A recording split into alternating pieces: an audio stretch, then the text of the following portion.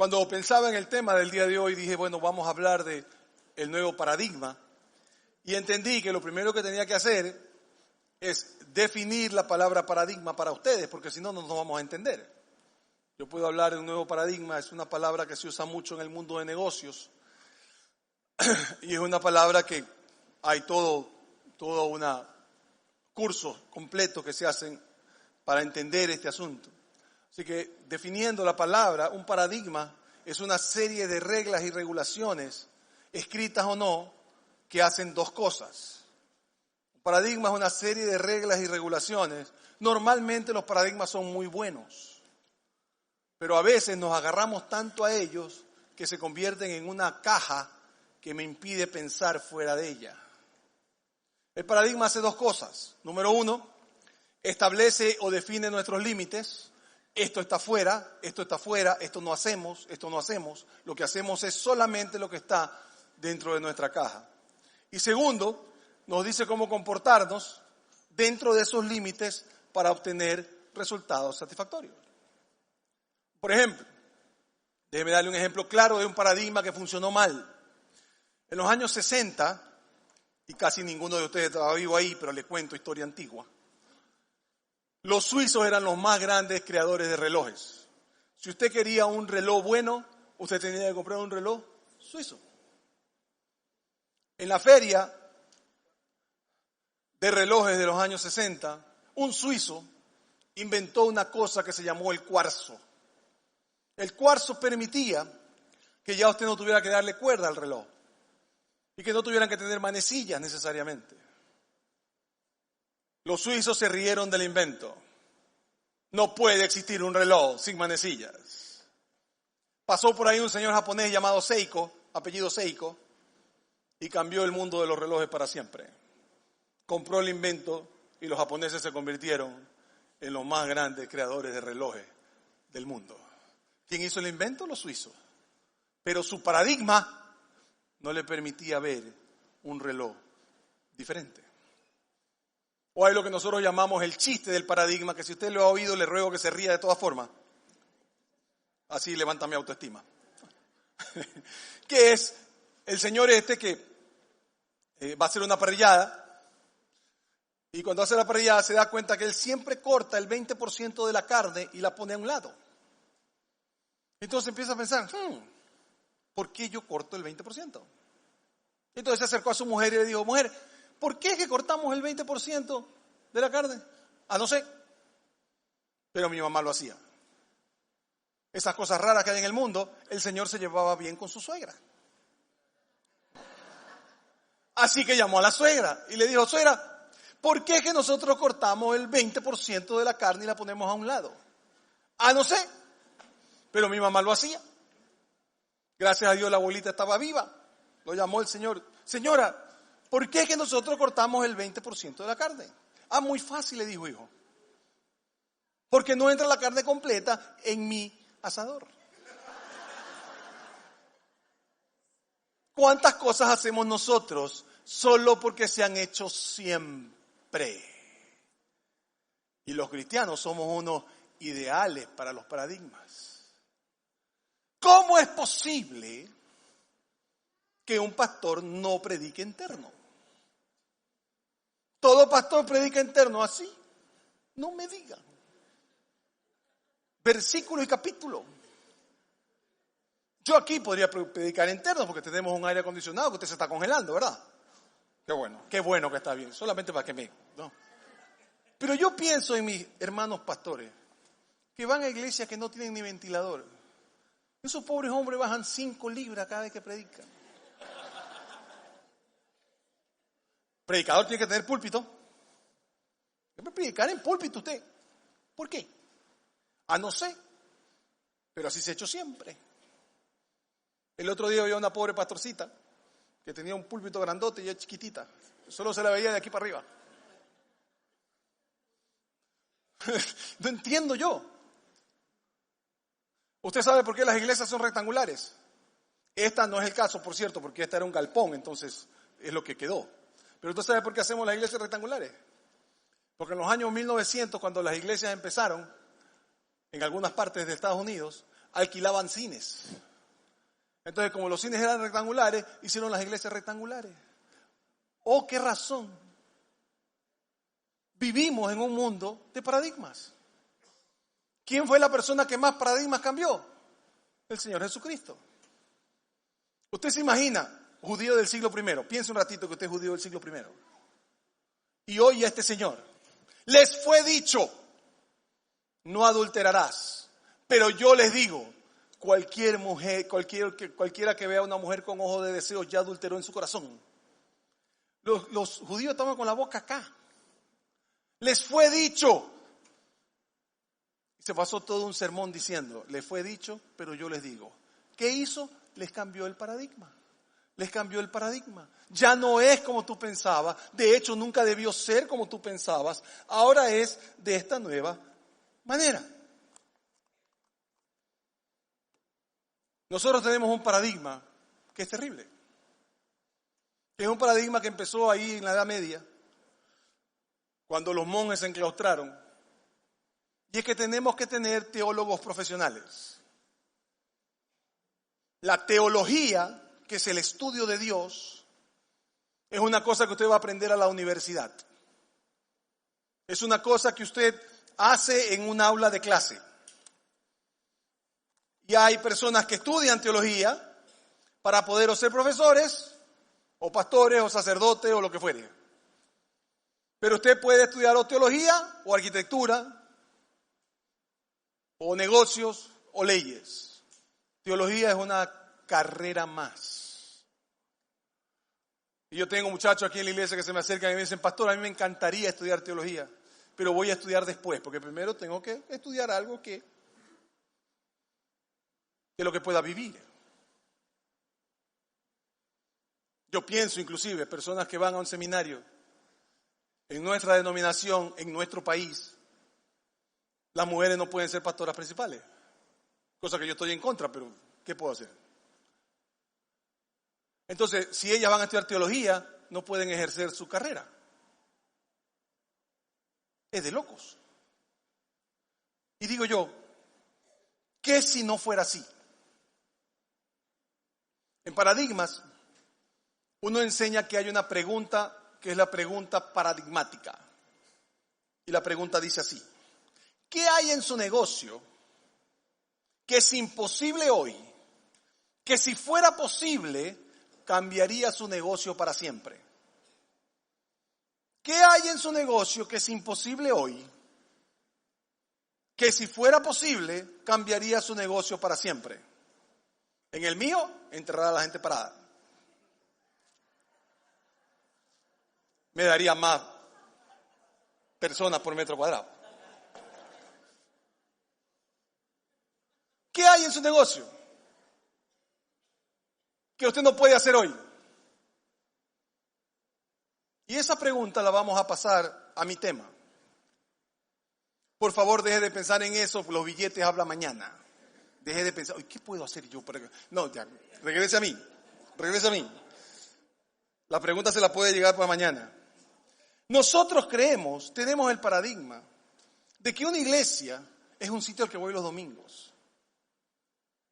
De hecho, me puedo bautizar en una y servir en otra. De hecho, resulta que es domingo, 11 de la mañana, y me cogió frente a esta iglesia, me parqueo y me meto a esa iglesia. Tenemos el paradigma de que una iglesia es donde voy los domingos.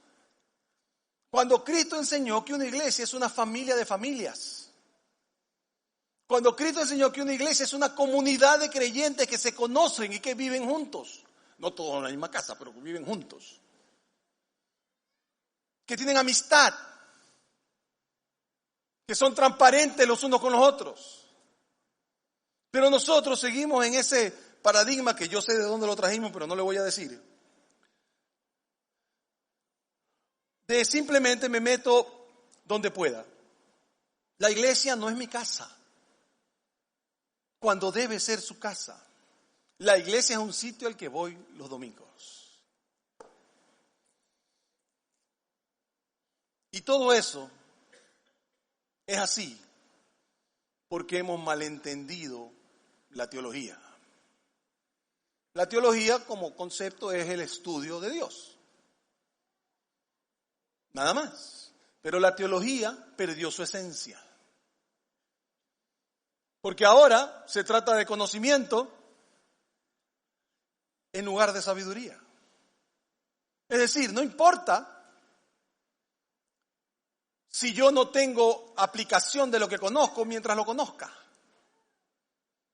Si me sé el versículo, no importa si lo aplico o no. Claro que tiene que conocer el versículo para poder aplicarlo. Pero lo que estamos es pensando en conocimiento en vez de sabiduría. Estamos pensando en dominio de disciplinas académicas en lugar de cambio de vida. De nada le sirve conocer a Dios si no cambia su vida. No es una cosa que usted, conozco a Dios porque me sé desde dónde vinieron todas las teologías del planeta. Usted no conoce a Dios por eso. Usted solo conoce a Dios cuando vive con Él. Tenemos profesores y eruditos en lugar de mentores. Cuando la Biblia, se lo voy a probar ya mismo, habla de ser mentor. Habla de vivir con una persona que tú puedas ayudar a cambiar y tú seas agente de cambio con él y cambies tú. Y ahora es de conferir títulos en lugar de tener competencias. Usted no aprende de paciencia porque sabe que hay un versículo que dice, pero el fruto del Espíritu es amor, paz, paciencia, ta. Y no tiene un gramo más de paciencia por eso. Si yo tenía 1 gramo de paciencia, ahora tengo 8 gramos de paciencia. No es mi caso, mal ejemplo. Tal vez ando por 2,5, pero bueno, ahí vamos trabajando. El punto es, mientras usted no aplica en su vida la teología no sirve para nada. Porque está supuesto a ser una forma de vida.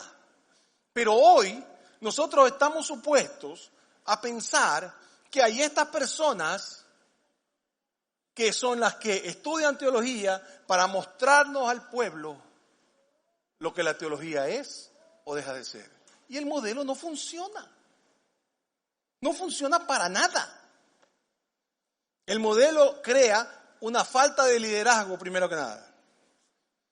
Y entonces la gente me dice, es que Andrés, la mies es mucha, pero los obreros pocos. No me venga con esos chistes. Cuando Cristo dijo eso, no estaba pensando en 1 para cada 100,000, pues. Estaba pensando en que seguimos siendo pocos delante de toda la humanidad que no conoce a Cristo.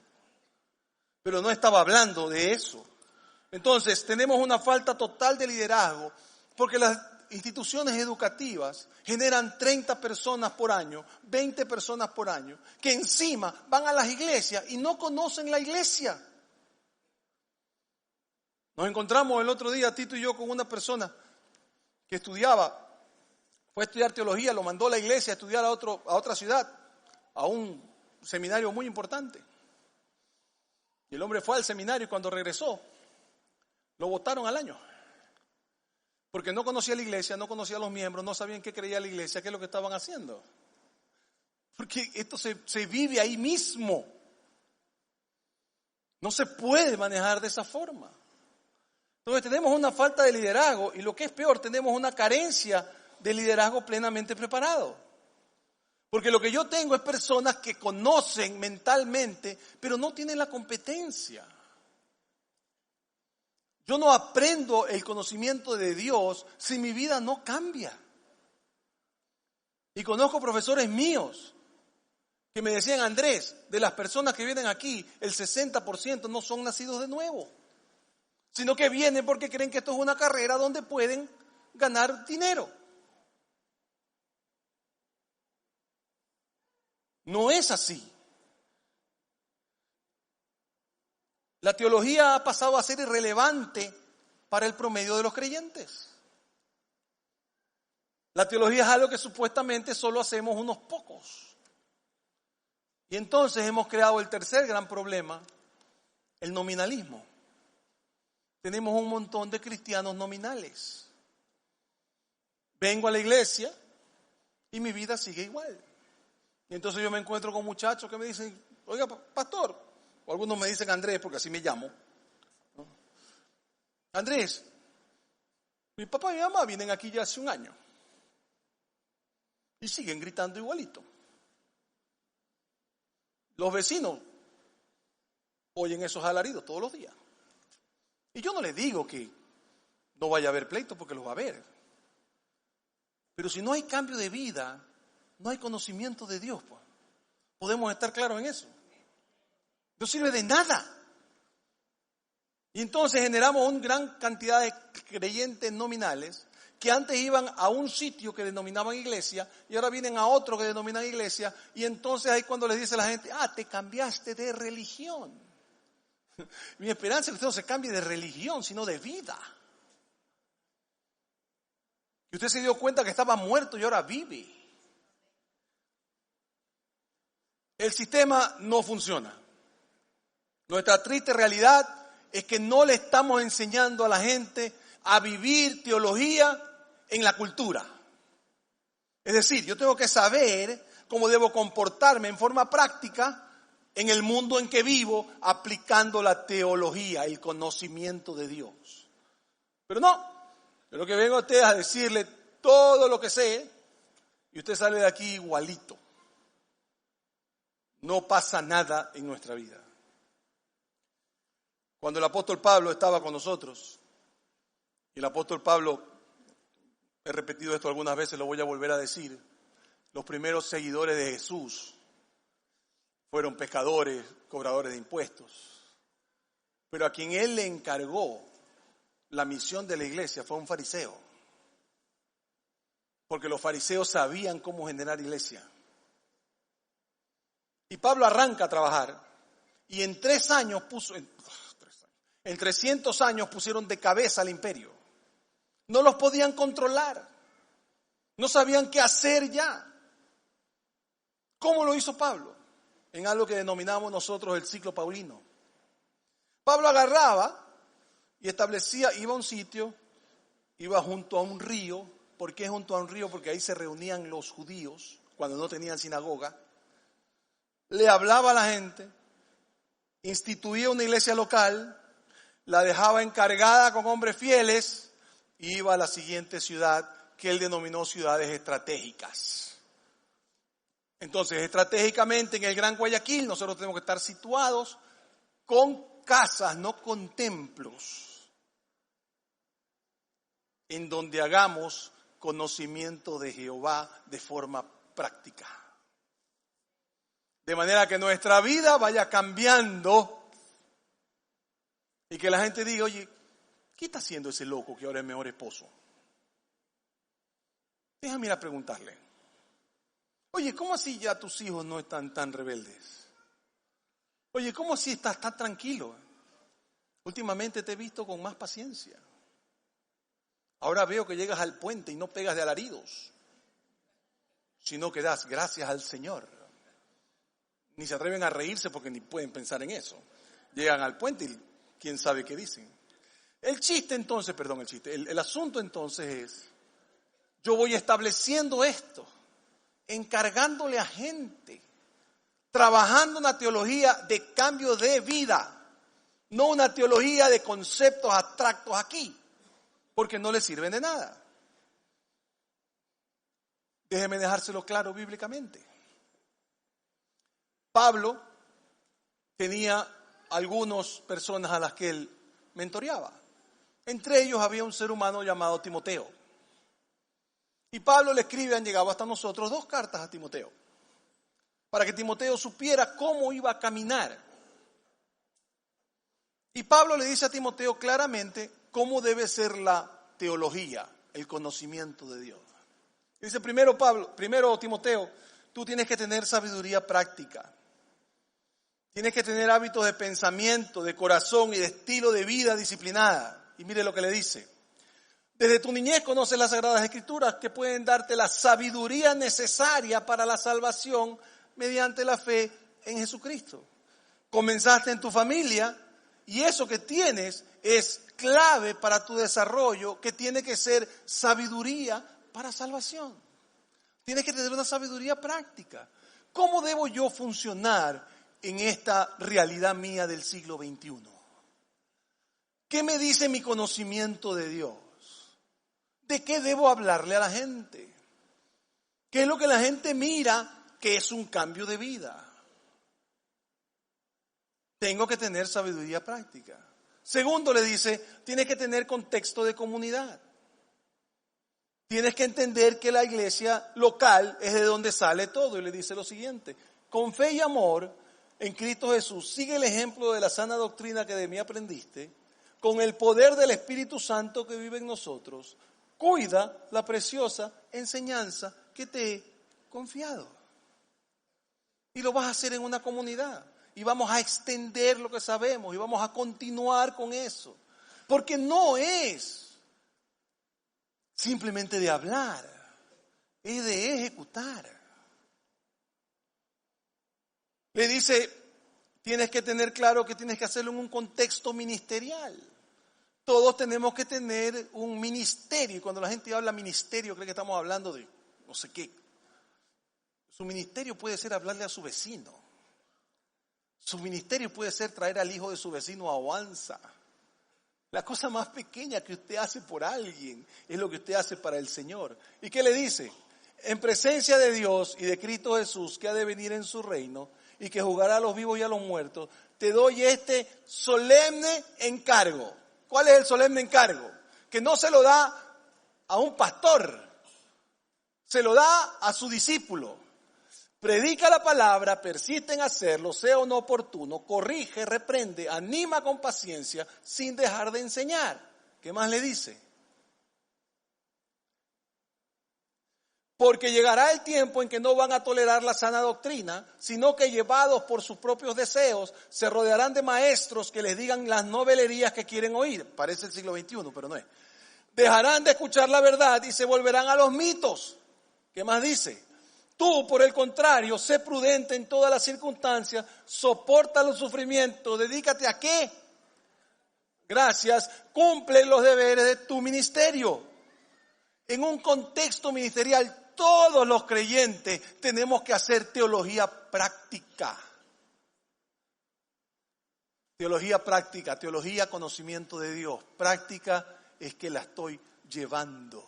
Entonces, cuando mi hijo ve que yo tengo más, otra vez voy a la bendita palabra, será porque es mi problema, paciencia, él va a decir, espérate, mi papá cambió, esto de Cristo parece que es cierto.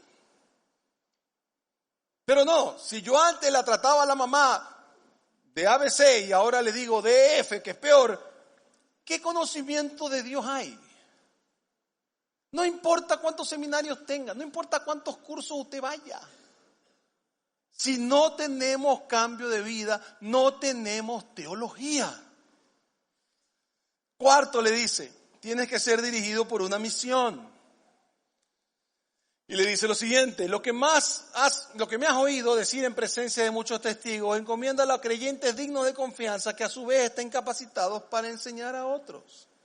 La iglesia local tiene que continuar la misión. Entonces yo agarro y tengo 7, 8 personas conmigo, las discipulo, camino con ellos, trabajamos en medio de la transparencia, vemos qué te falta, tú agarras esa competencia, ya eres bueno en eso, ahora tú vas y enseñas a otros. Solo se puede hacer en una iglesia local porque somos los únicos que nos conocemos. Yo tengo que conocerte para poder llevarte a Cristo. Créame, el evangelismo en frío, como le llaman, no sé cómo le llamarán, no funciona. Es solamente el cambio de mi vida el que produce que otra persona quiera cambiar la suya. Y yo cambio porque conozco a Dios. ¿Me has oído? Encomienda lo otro. ¿Dice pastorcito? No dice. ¿Dice ministros? No dice.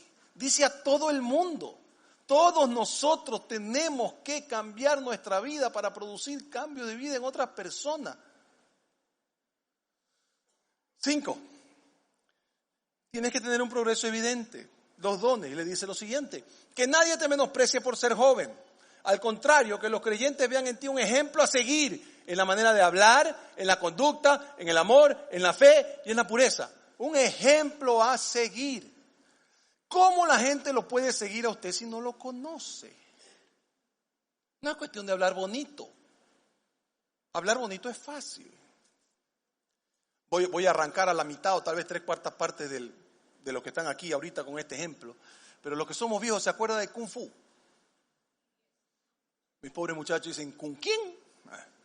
En los años 70, había vida en los años 70 por si acaso.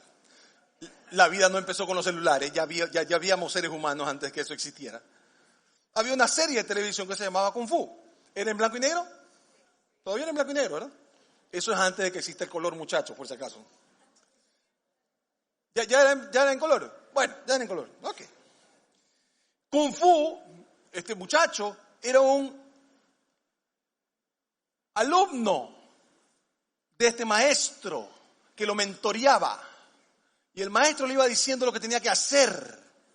Porque solo se cambia de vida cuando yo derramo mi vida en otra persona.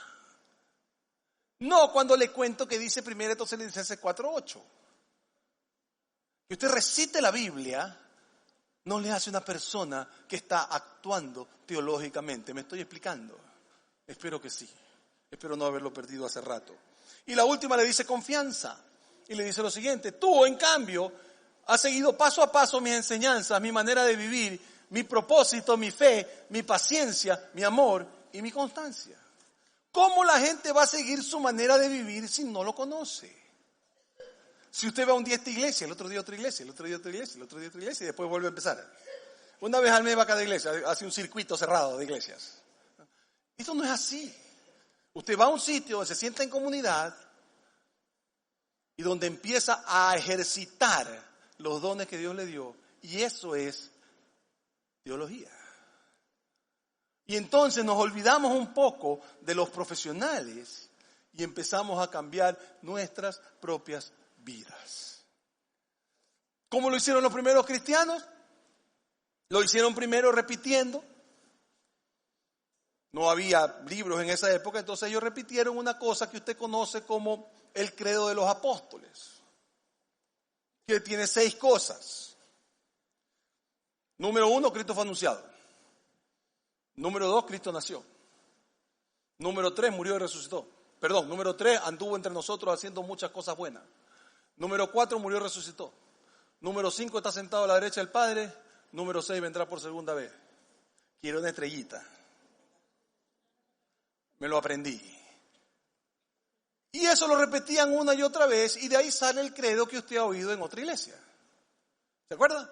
¿Usted repetía un credo? ¿Se acuerda?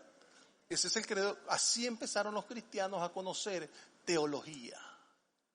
Y después hicieron una cosa que si usted sale de aquí y mira a la derecha, encontrará una cosa que dice las marcas. ¿Qué es las marcas? Las marcas es lo que nosotros esperamos que un cristiano IAS la tenga. Que yo lo marque, que yo lo marque con estos conceptos. Que todo cristiano marca IAS maneje estas cosas. Usted puede salir y las ve, yo se las voy a decir ahorita. ¿Cuáles son las marcas? ¿Cuáles son los elementos centrales de los que hablaron los primeros cristianos y que pasó a ser parte de la vida de ellos? Número 1, tiene que haber una reforma de conducta.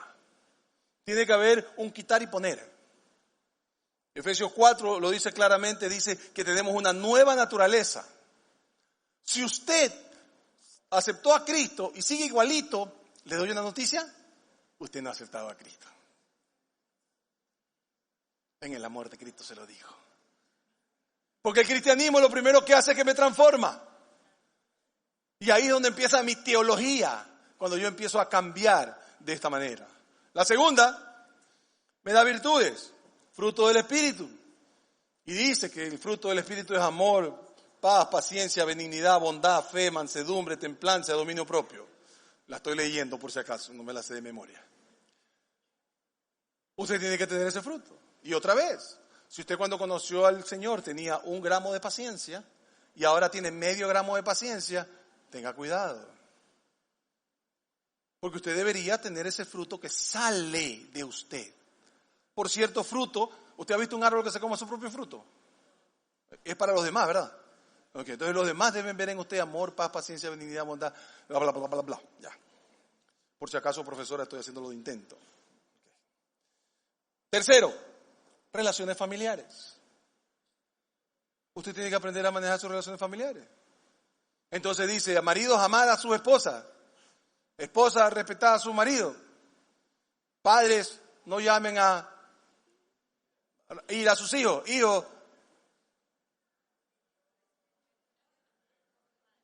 respetad a sus padres. No dice así, pero bueno, una cosa parecida.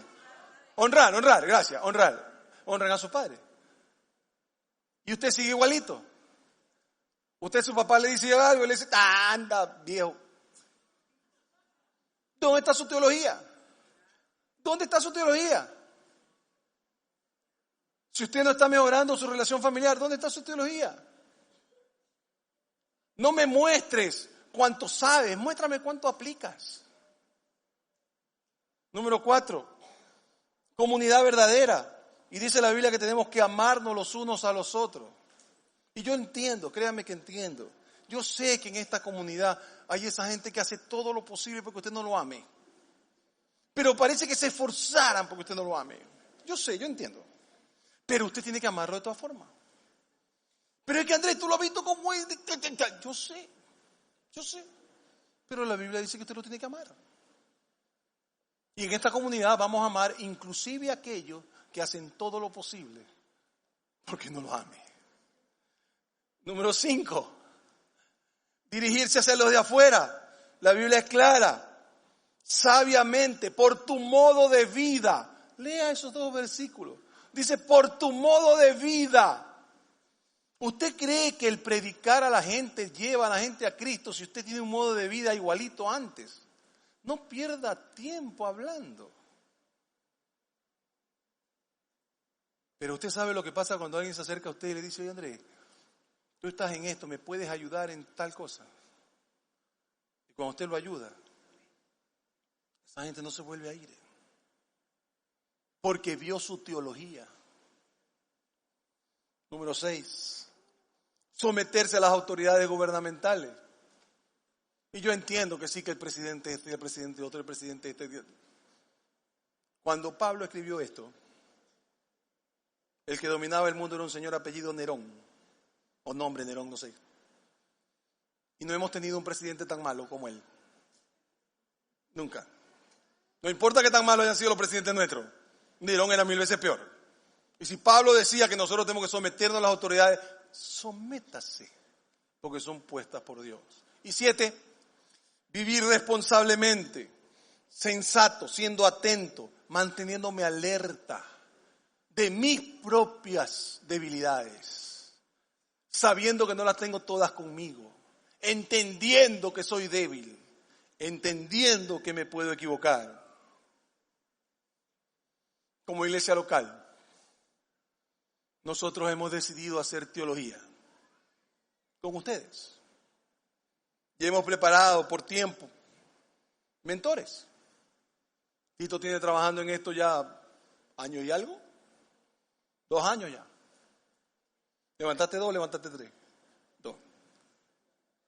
Preparando personas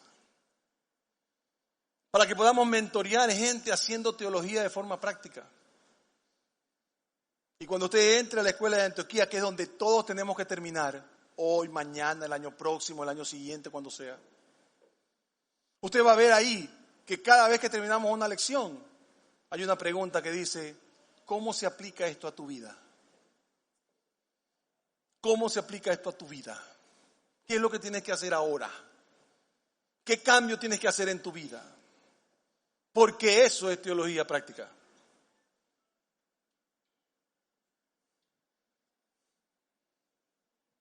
¿Se acuerda la pregunta por donde empecé? ¿Qué hay en tu negocio que es imposible hoy? Que si fuera posible, cambiaría tu negocio para siempre. En cristianismo, la respuesta es volver al paradigma primero, donde enseñamos teología práctica, donde en un contexto de iglesia local nos dividimos en grupos pequeños y un mentor trabaja con usted, le muestra los cambios que hay que hacer, modela los cambios que hay que hacer, para que usted después vaya y se los modele a otro. Y para que ese otro vaya y se los modele a otro. ¿Vamos a ser perfectos? Nunca. Por eso necesitamos la última, vivir responsablemente. Pero hacia allá vamos. Porque usted va a poder decir con claridad, ahora entiendo que cuando decían esto es conmigo, no con el pastor. Ahora entiendo que cuando se habla de todo ha sido hecho nuevo, eso significa que yo tengo nuevo tal y cual cosa.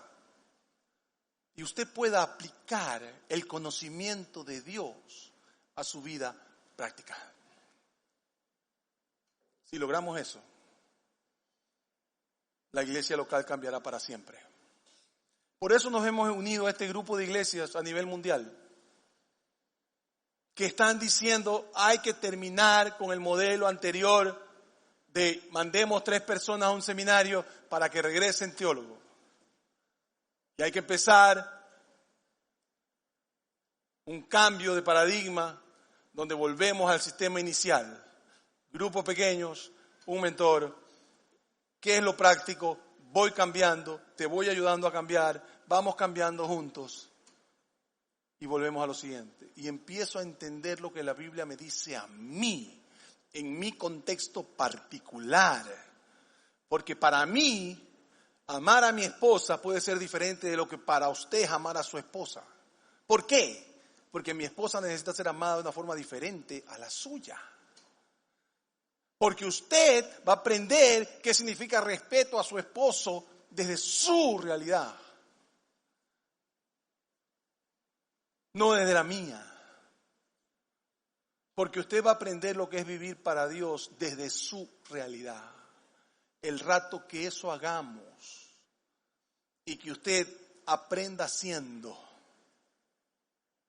cambiaremos el paradigma.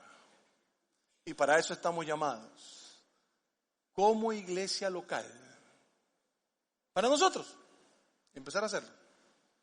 Lo invito a que en 2 semanas tengamos ya la escuela de Antioquía. Aquí hay algunas personas que ya están en la escuela de Antioquía, pero vamos a tener aquí, antes del culto. Y usted va a poder empezar a trabajar. Y usted va a ver cómo cambia su vida. Usted va a ver lo diferente que es conocer a Dios en forma práctica. Y tal vez, solo tal vez,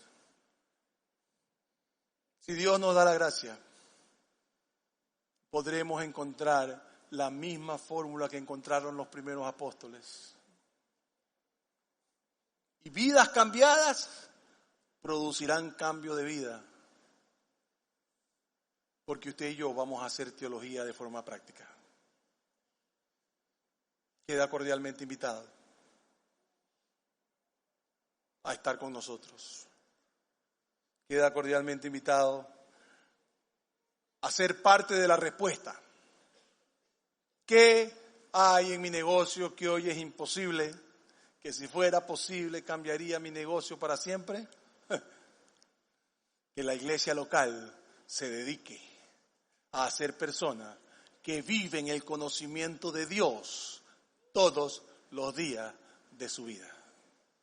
Que Dios nos permita hacerlo. En mi oración hoy día, póngase de pie, vamos a terminar.